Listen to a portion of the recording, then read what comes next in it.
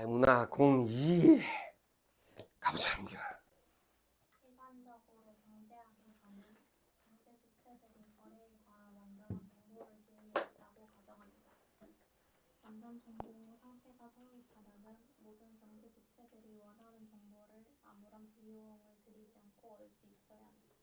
일반적으로 경제학에서는 경제 주체들이 뭔가 거래를 하는 경제 주체들이 서로 거래에 관한 완전한 정보를 지니고 있다고 가정을 해. 가정. 완전 정보 상태가 성립이 되려면 모든 경제 주체들이 물건을 사는 내나 물건을 파는 어떤 기업이나 원하는 정보를 아무런 비용을 들이지 않고도 얻을 수 있어야 된단 말이야. 근데 현실에서는 사실 얘들아, 정보 취득에는 비용이 소요가 돼. 무조건. 그치?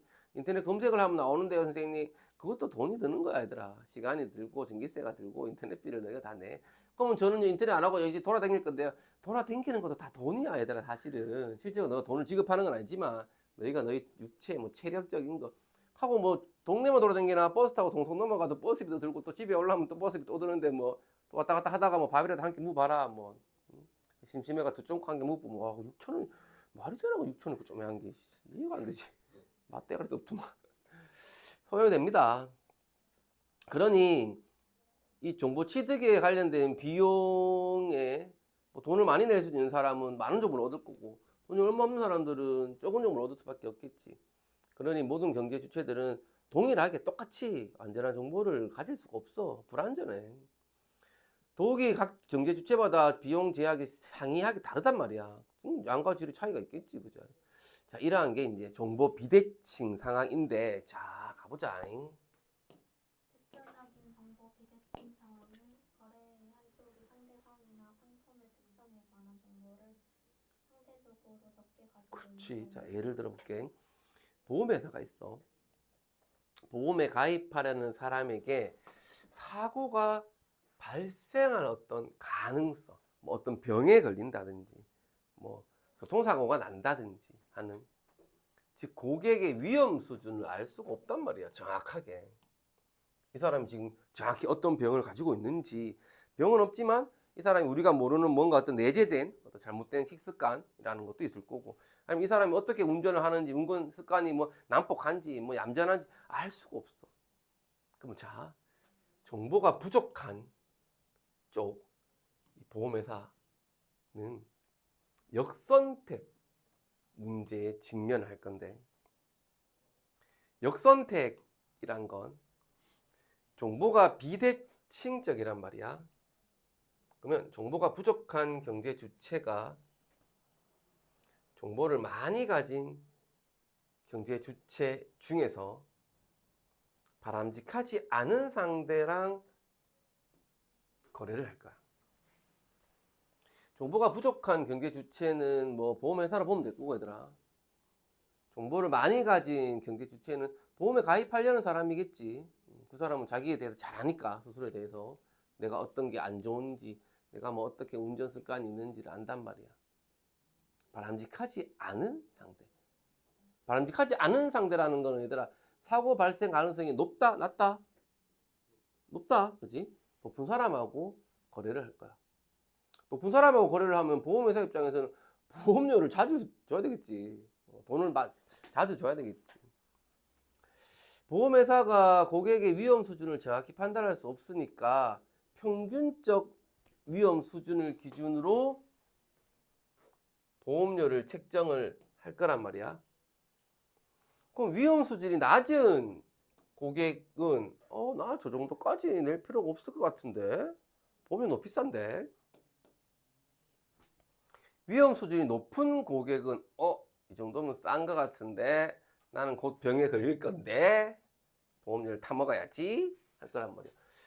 그 결과 보험회사는 위험 수준이 높은 고객들, 즉 가장 바람직하지 않은 상대하고 거래를 한단 말이야. 그래서 그 고객들만 보험에 가입하는 역선택에 직면하게 돼.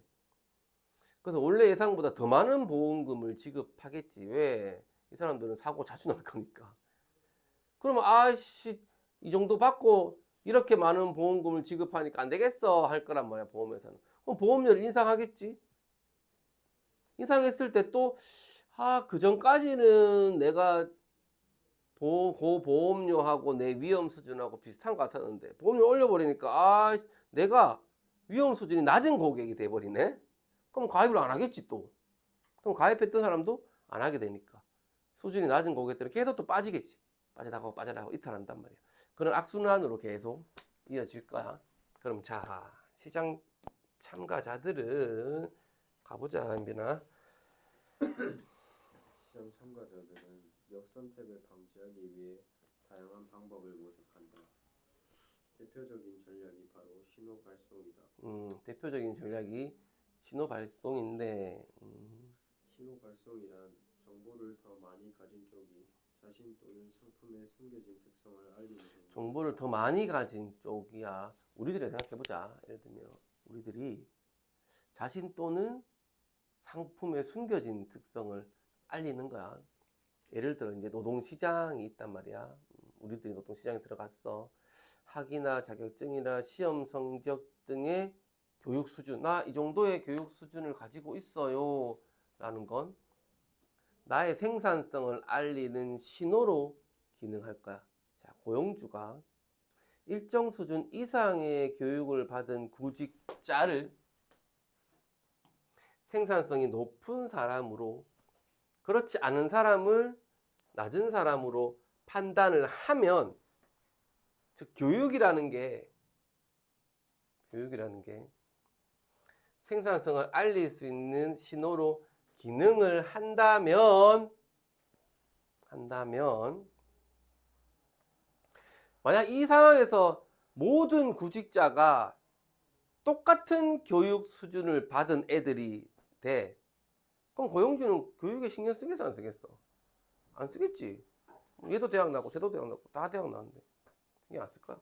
얘도 이 자격증이 있고 쟤도 저 자격증이 있어. 그럼 그건 생산성을 알리는 신호로 기능할 수 없을 거란 말이야.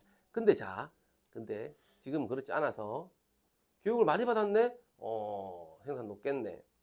얘는 그렇지 않네. 낮겠네. 라고 판단을 한다면 교육이라는 건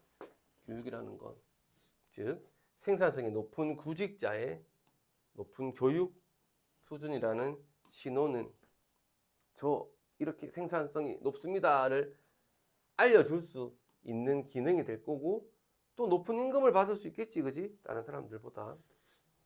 이처럼 정보를 많이 가진 쪽이 자신의 특성을 드러내기 위해 비용을 들여 정보를 많이 가진 쪽이 자신의 특성을 드러내기 위해 비용을 들여서 신호를 계속 보낸단 말이야. 그럼 정보가 많다고 무조건 좋나, 얘들아? 그렇진 않네, 그지? 정보가 많다고 무조건 유리한 건 아니다, 그지? 정보가 많다고 무조건 유리한 건 아니다, 그지?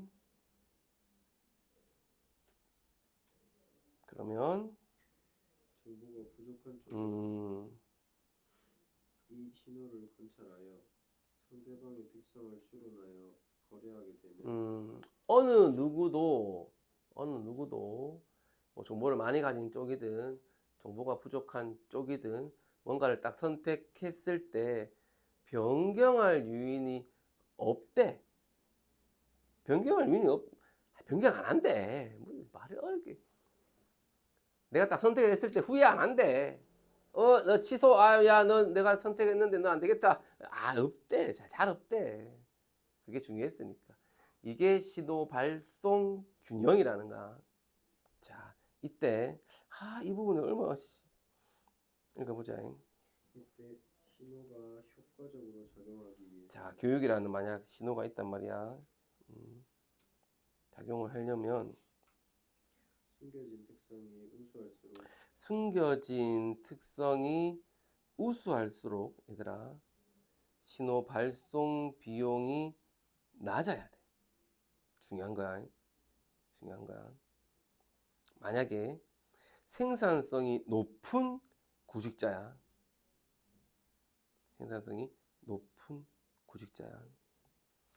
학위, 자격증 등 일정한 교육 수준을 획득하는 데 소요되는 비용이 낮아야 돼.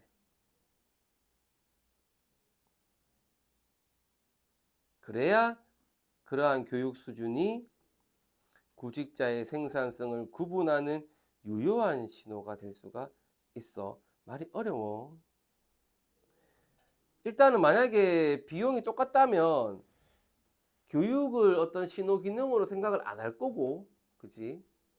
비용이 만약 똑같다면 누구나 그 수준에 오를 거니까. 저거나 비용이 같다면 누구나 그 수준에 올 거란 말이야. 그럼 모든 기업에서는 신뢰할 수가 없겠지. 교육을 안 보겠지. 안 보겠지. 그럼 생산성이 높은 애는 소요되는 비용이 낮으니까 그 교육 수준에 도달할 수가 있겠어, 없겠어? 쉽게 도달할 수가 있겠지. 생산성이 높은 애는 비용이 작으니까 그 교육 수준에 도달하기가 쉬울 거야. 다 적으라니까, 한빈아. 아이고, 참네. 이해가 안 돼가지고. 적어놓고 나중에 이해해, 일단. 지금 적지도 않으면서 뭐 이해하려고 그래.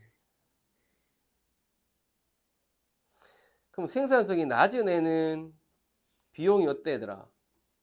높겠지. 그럼 그 교육 수준에 도달할 가능성이 낮겠지. 적으라니까, 한빈아. 적으면 이해가 된다니까. 말을 끝까지 들고.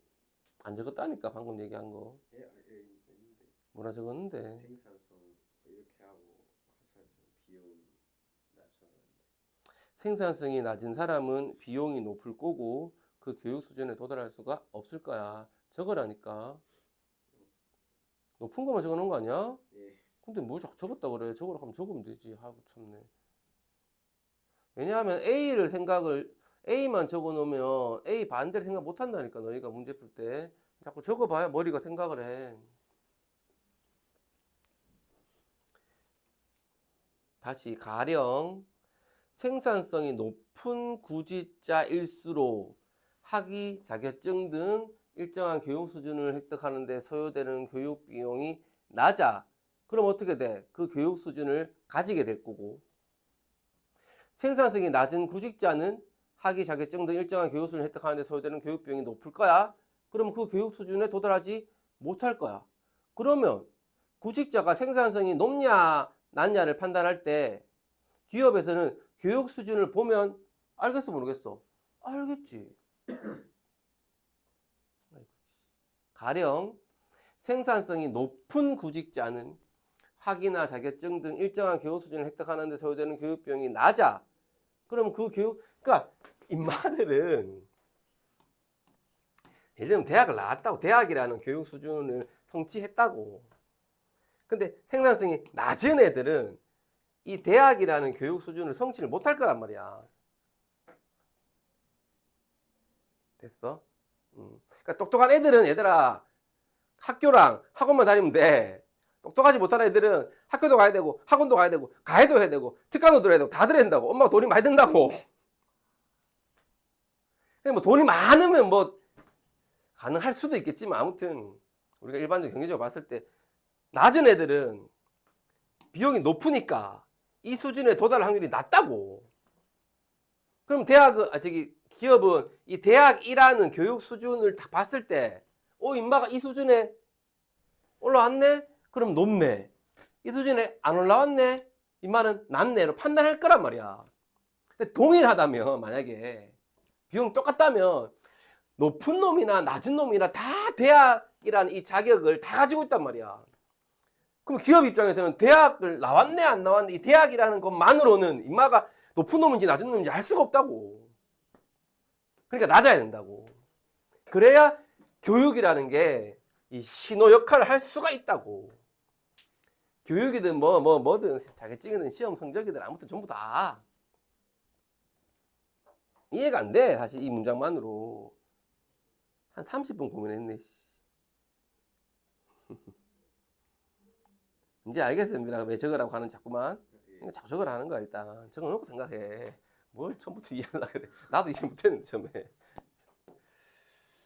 자, 상품시장에서 기업들이 보증 제도를 활용. 이거는 뭐 쉽지 않은 거지. 보증제도 몇 개월 안에 뭐 환불해 100% 환불해 줍니다. 뭐 아니면 뭐 1년 동안 고장 나면 뭐 저희가 다 고쳐 드립니다. 뭐 이런 거 하잖아 우리가 보면 인스타에 보니까 전부 다 뭐 불만족시 100%뭐 환불 하던데 안 해준대 그거. 아무 사지 마.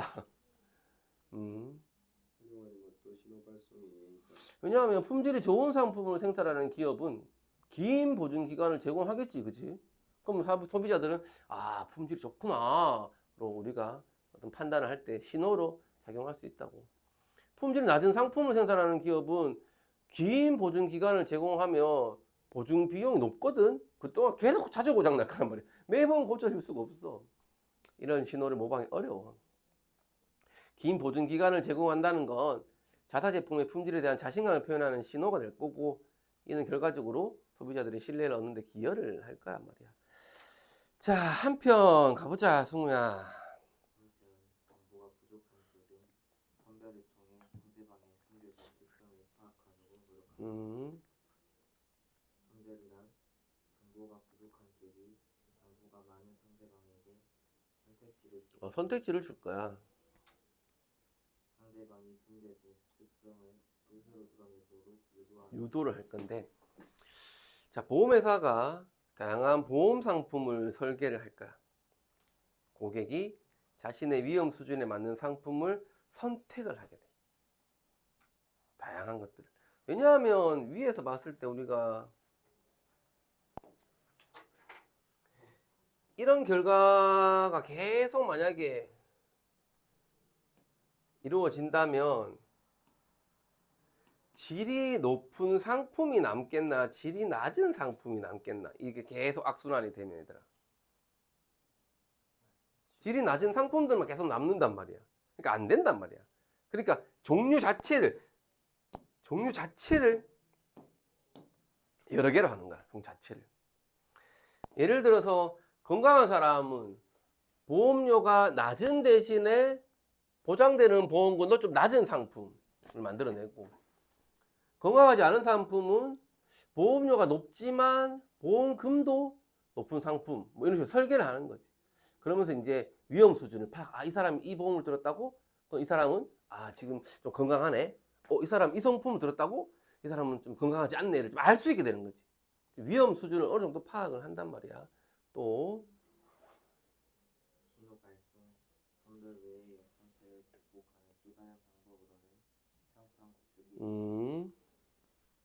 반복적인 거래 상황에서 품질이 좋은 상품의 공급자는 좋은 평판을 구축함으로써 자신의 특성을 알릴 수 있다. 이제 온라인 거래가 많단 말이야. 그럼 우리가 뭐 배민에 보면 리뷰 같은 거 이런 거 많잖아, 그지? 평점 이런 거, 정보 비대칭을 줄이는 리뷰 시스템과 평점 제도는 누구의 정보 비대칭을 줄여주겠노, 얘들아? 가게? 식당? 아니면 소비자? 누구의 정보 비대칭을 줄여주겠어? 평점이 많다니까. 평점이 막 있고 얘들아 리뷰가 막 많다고. 그럼 너희는 고를 때 뭘 보고 고르는데?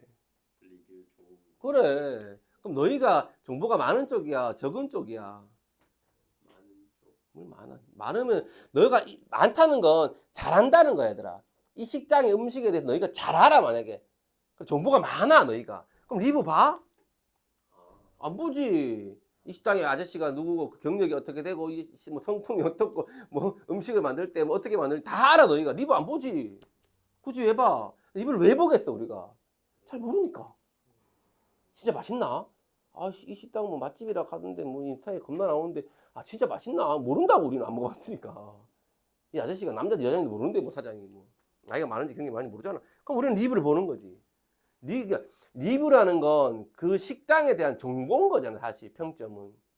그러니 정보가 부족한, 정보 비대칭에서 정보가 부족한 우리들 소비자의 정보 비대칭을 줄여주겠지, 당연히 얘들아.